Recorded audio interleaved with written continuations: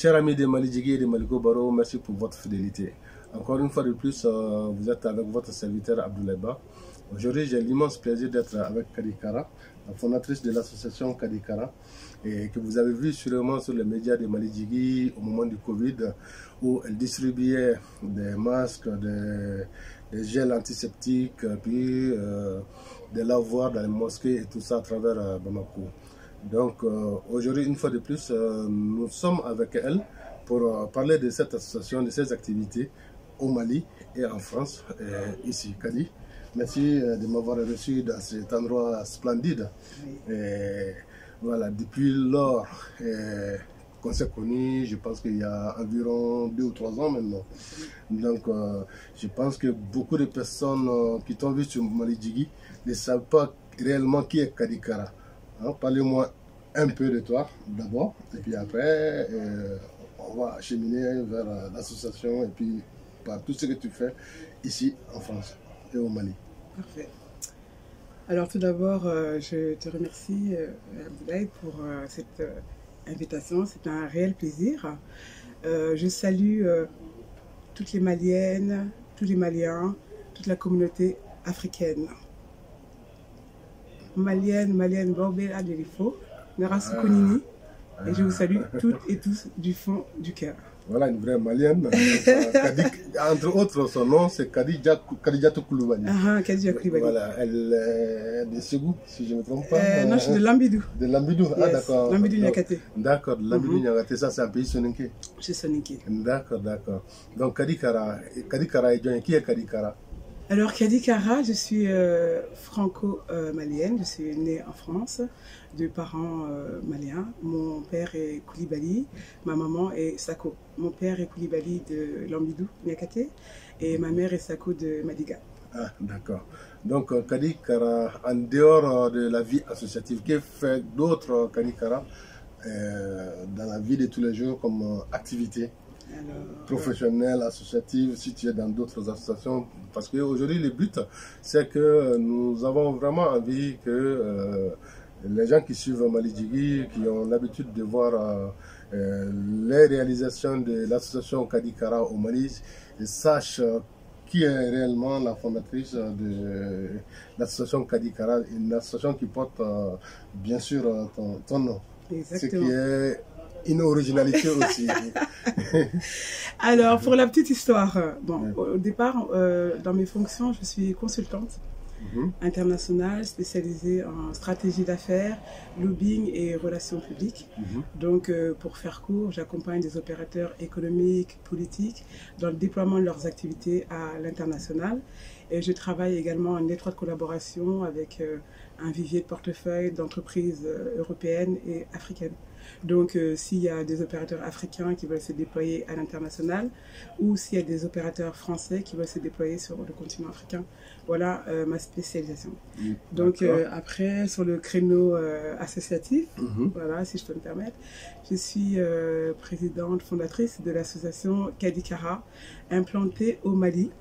Et c'est une association vraiment qui a ancré sur le terrain durant la Covid-19 au Mali. D'accord. Ouais, parce que Malidjigui a eu l'immense plaisir de suivre pas à pas l'association pendant ses activités anti-Covid au Mali, il y a de cela 2 ans. Est-ce que tu as une idée de la suite? Parce que je sais que avec le Covid, le voyage n'était pas du tout facile.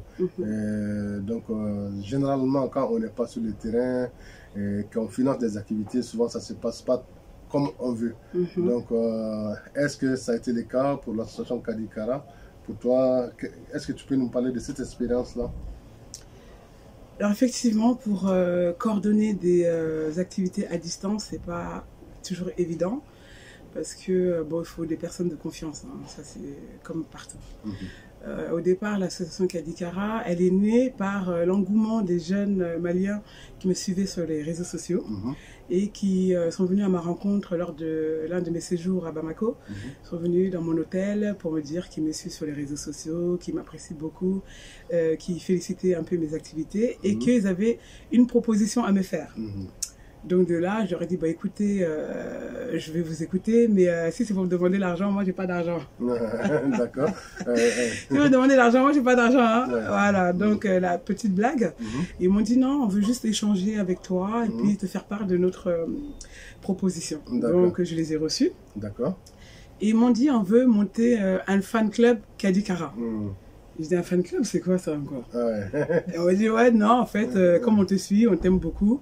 Et on va faire un fan club Kadikara parce qu'il y a les jeunes Maliens qui te suivent. Et on veut faire un fan club.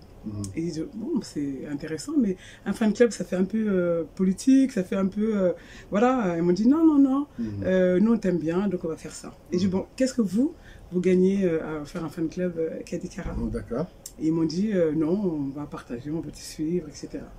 Donc là, j'ai retourné un peu en fait la configuration de la chose et j'aurais demandé de se présenter un par un pour comprendre à qui j'ai affaire. Voilà, qui ils étaient réellement. Exactement. Donc chacun d'entre eux, on avait des jeunes diplômés, des jeunes entrepreneurs, des jeunes engagés. Donc j'avais affaire à une souche sociale plutôt motivée et volontaire. Donc de là, je me suis dit, ah, Kadi, écoute, avec des jeunes comme ça qui te suivent, tu peux essayer de les accompagner de manière positive dans cette collaboration.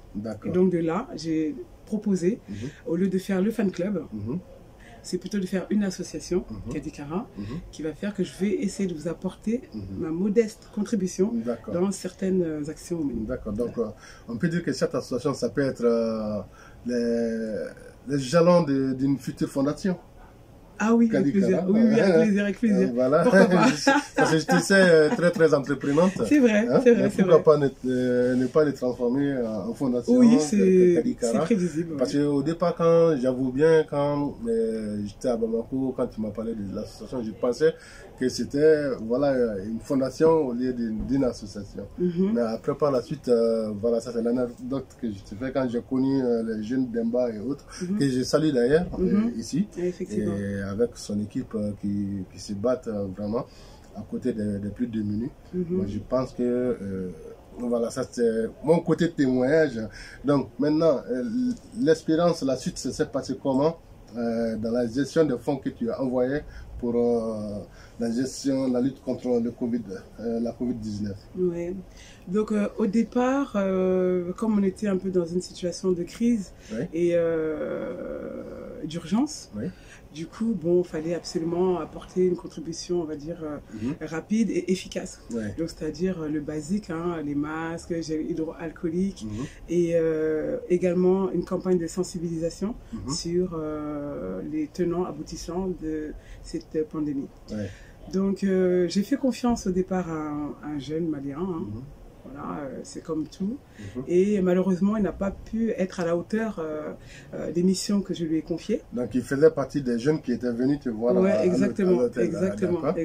Ouais. Donc, du coup, il n'a pas été à la hauteur des missions que je lui ai confiées, notamment sur les aspects financiers, pour ne pas rentrer dans les détails. Donc, du coup, j'ai été un peu freinée à un certain moment de la mise en place de l'association. Et après, j'ai décidé, en fait, de coordonner avec Demba, qui, lui, au Mali, est mon chargé de mission spéciale. Et je ne voulais pas un peu le polluer sur le côté business et le côté associatif. Mais malheureusement, des jeunes Maliens sérieux, engagés et qui restent dans ta vision. Au départ, ça va, mais après, voilà. Donc là, je suis très heureuse de maintenir le cap avec Demba, qui est à la tête de mes activités globales sur Bamako et ailleurs. Et je reste un peu, on va dire, ouverte à ce que d'autres jeunes puissent être dans cette même accompagnement, dans cette même dynamique. Parce que vous savez, rentrer en contact avec des personnes qui acceptent de vous aider, c'est bien. Mais après, il faut aussi être à l'honneur de la confiance que ces personnes peuvent vous donner. Sinon, après, ça ça gâche la chaîne de valeur pour d'autres personnes qui peuvent justement être des personnes de confiance, mais une personne qui vous nuit, bah, du coup, vous faites attention et puis vous êtes moins accessible et vous refusez de plus en plus de collaboration parce que vous n'êtes pas sur place et on ne peut pas faire plaisir à tout le monde non plus. Tout à fait, tout à fait. Donc maintenant, quels sont les projets dans les mois, années à venir? Alors les projets, là on arrive en fin d'année, donc on va faire un petit bilan, mais c'est vrai que les activités ont un peu ralenti parce qu'on n'a pas beaucoup de visibilité sur le terrain. Là, la crise elle est tellement dimensionnelle qu'à notre modeste niveau, on ne peut pas aussi répondre à toutes les attentes, mais avec nos différentes opérations durant la Covid-19, on a réussi à gagner de la crédibilité et à avoir des partenariats avec certaines associations locales avec lesquelles on a déployé d'autres activités auprès des CESCOM, d'autres activités auprès des mosquées, et puis on a également une collaboration avec une association dans l'alphabétisation des jeunes, des femmes et la formation. Donc il y a des choses, des micro-collaborations qui sont en place.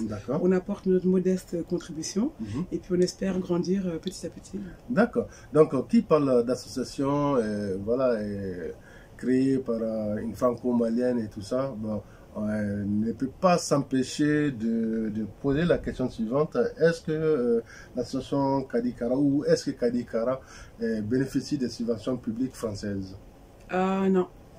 Kadikara, elle travaille, elle fait du business et puis elle essaye de partager un peu le peu qu'elle gagne pour accompagner des gens de ma communauté, tout simplement. Donc parce que ça c'est un détail très très important parce que vu l'actualité franco-malienne, donc c'est bon de souligner que voilà, vous ne touchez aucune subvention venant des fonds publics françaises.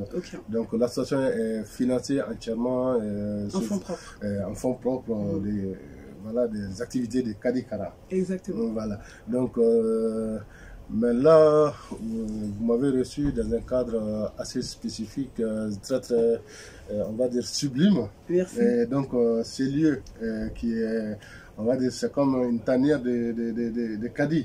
Donc, parle-nous un peu de ces lieux-là. Ouais, c'est vrai. Alors, ici, on est au Bunker Kadikara, qui est situé au 12 avenue Mondétour, 95 800. Cergy, dans le 95, au pied du RER Cergy Saint-Christophe. Alors c'est ici, je dirais, comme un espace de coworking business où on va dire les gens du réseau Kadikara peuvent venir échanger, faire des échanges de bons procédés, échanges de cartes de visite et des projets de collaboration business et associatifs. D'accord, chers internautes, tout à l'heure on fera un tour des lieux. Aujourd'hui, ce sera moi, votre guide. Donc, dans une autre vidéo, bien sûr, que vous allez retrouver sur les plateformes de Malijigi. Donc, Kadikara, si tu as un message à l'endroit, étant franco-malienne, des autorités maliennes et françaises, que le direz-vous? Vu la situation actuelle tendue entre les deux pays. Alors, vu la situation actuelle tendue entre les deux pays, je dirais qu'il faudrait mettre la balle à terre et mettre la balle à terre. Mettre la balle à terre, ok. Votre dernier mot? Mon dernier mot, alors je suis issue de la diaspora malienne de France et je suis heureuse d'être française, heureuse d'être malienne et je souhaite qu'il y ait la paix intérieure et la paix dans notre pays et également ici en France parce que les choses ne vont pas bien ni dans l'un ni dans l'autre, donc voilà. Et également auprès de la jeunesse malienne et la jeunesse africaine, rester solidaire, rester engagé et surtout rester concentré sur vos objectifs principaux. C'est le plus important. Ok, merci Kadikara de nous avoir reçus dans ton bouquin. Merci à vous. Et puis à très bientôt. Et tout de suite d'ailleurs, pour la vidéo de présentation du Bunker Kadikara. Kadikara, bienvenue à toutes et à tous au Bunker Kadikara, la place to be. place Business Place. D'accord. Apprécié.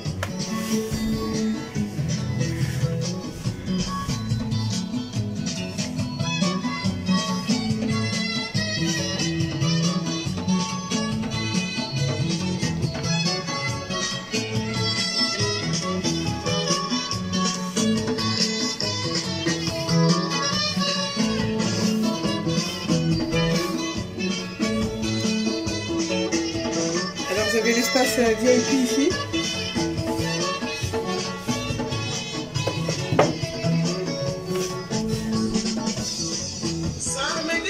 Là, vous avez l'espace VIP pour vos réunions, votre espace coworking avec des partenaires, projection de formation et puis grande concertation d'affaires et privatisation. VIP. Ok. Donc pour réserver, vous avez des numéros, je pense, des adresses mail à communiquer. Alors nous sommes le Bunker Kadikara au 12 avenue Mondétour, 95 800 Cergy-Saint-Christophe. C'est un espace qui ouvre le vendredi, samedi, dimanche. Les horaires c'est de 16h à 1h du matin. Et l'adresse mail kadikara@gmail.com. Kadikara, KADYKARATS @gmail.com. Donc en bas de la vidéo, vous aurez également ses réseaux sociaux. Les liens pour ces réseaux sociaux, n'hésitez pas à cliquer et puis à réserver. Exactement, à très bientôt, je vous adore.